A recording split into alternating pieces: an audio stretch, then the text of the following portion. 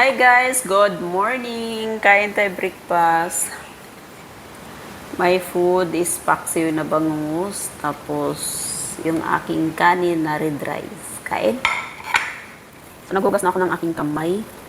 Yung kanin kong medyo basa siya kasi parang nadamihan ko siya ng tubig.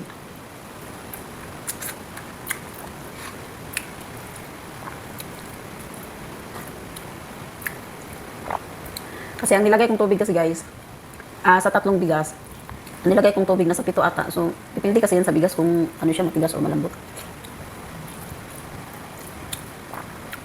Ay.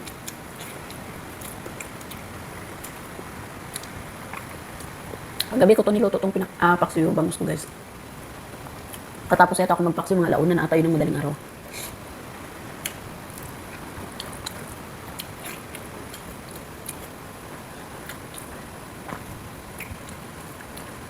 Tapos pagkatapos kong kumain, mag-exercise ako guys ng mga after 1 hour.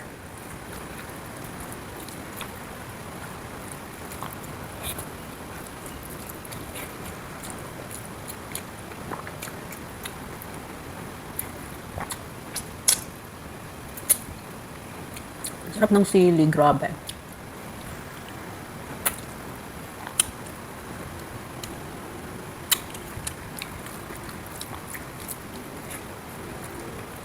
Hmm?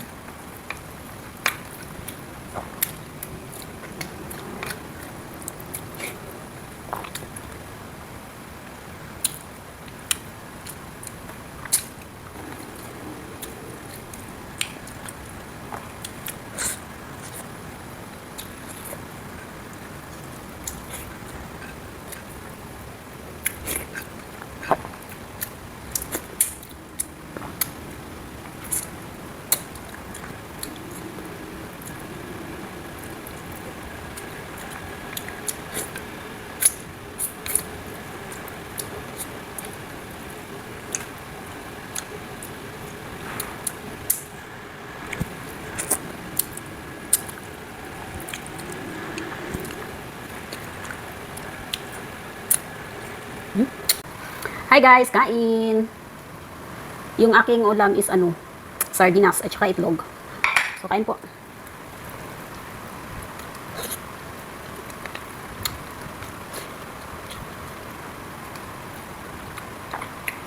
Sili.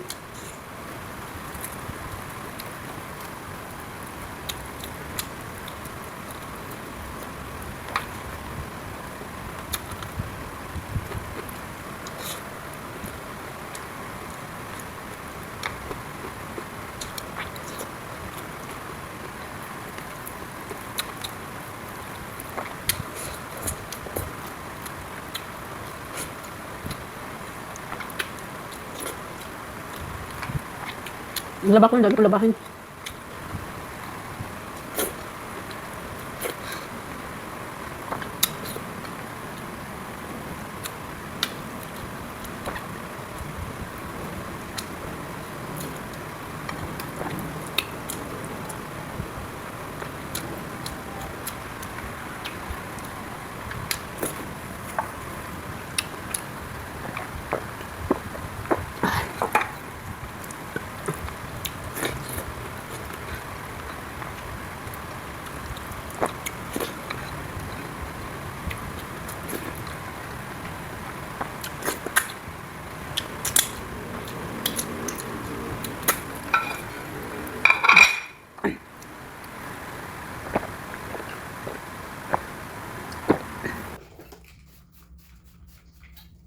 Hi guys! Good evening, good morning. Morning guys. 12 ano na guys, 12:20 ng madaling araw, midnight, in the midnight.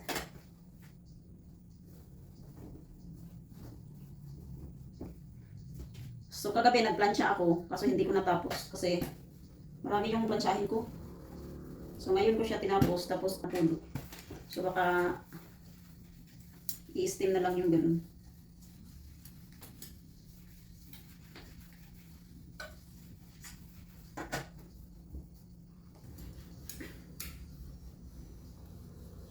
Kagabi ang naplansya ko lang yung mga t-shirt, tas lahat ng mga pantalon.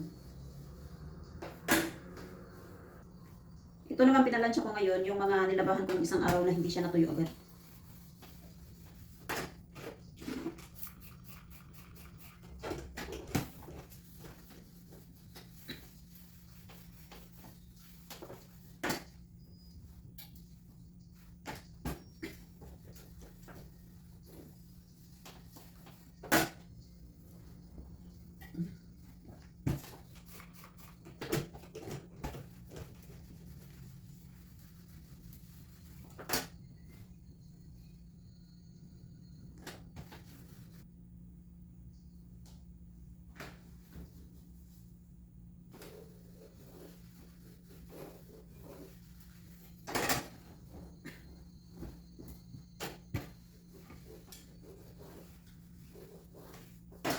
Naubusan ako ng Glide.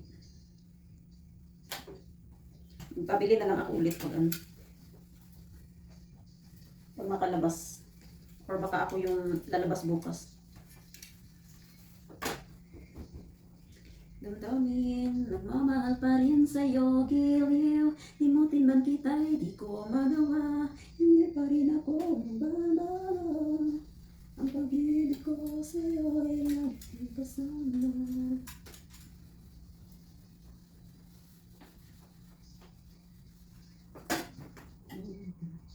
Ang hirap nito, planchay, no? Parang ang tagal niya matanggal yung gusto.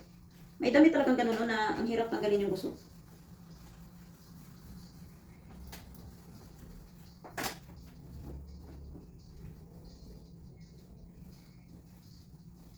Sabi mo ulit kang muli, mahal ko.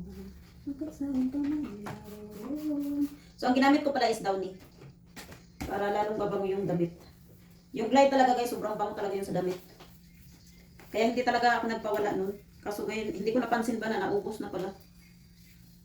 May nagkataon mag-plancha ako ngayon. Lagi kasama.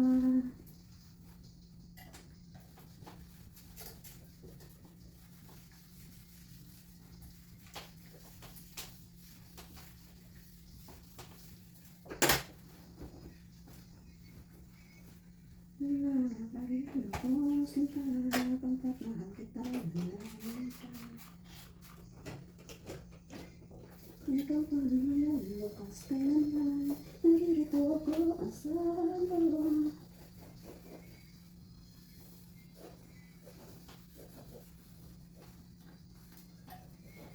Dati talaga guys, no, pag nagpa-plancha ako, yung bago pa akong nagpa-plancha, kasi dati kasi hindi talaga ako taga-plancha. So parang yaya lang ako, tapos ibang gawain ganun. Tapos iba yung iba yung nagpa-plancha. Tapos nung nawala na ako ng kasama, so ako yung pumalit sa pagpa-plancha. Goy, ang style ko niyan guys, habang nagpa-plancha ako, nakapikit yung mata ko. Kaya pag hindi na kaya talaga ng mata ko, tinitigilan ko muna yung pagpa-plancha ko. Natutulog muna ako, umiidlip muna ako. Pero ngayon, nasanay na yung mata ko guys. Ngayon, dire-diretso na yung pagpa-plancha ko. Sa akin kasi dati, mas type kong maglaba kumpara sa magplancha kasi ang magplancha kasi hindi ka na pwedeng magbasa ng tubig. Dito sa atin sa Pinas. Or depende naman sa iba. Pag yung wala nang ibang kikilos, mapipilitan ka siguro. Pero ako, hindi naman kapag ka nagpa-plancha na ako, hindi na ako nagbabasaan ng tubig yan guys. Tapos inaano ko ngayon is gabi ako nagpa-plancha kasi wala nang trabaho. Yun nga lang, ginagabi ako nagtapos pero okay lang.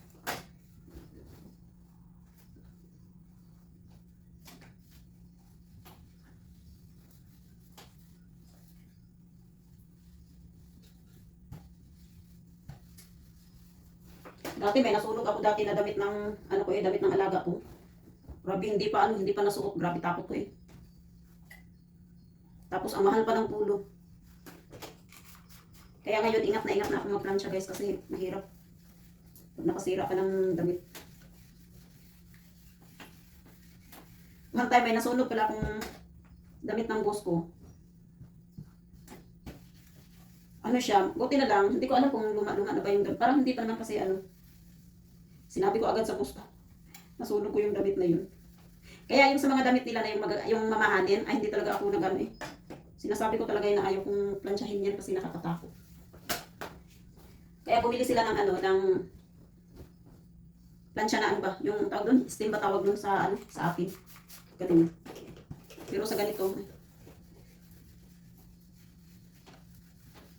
lalo na kung napakamahal na polo, ay sus, ginoo, parang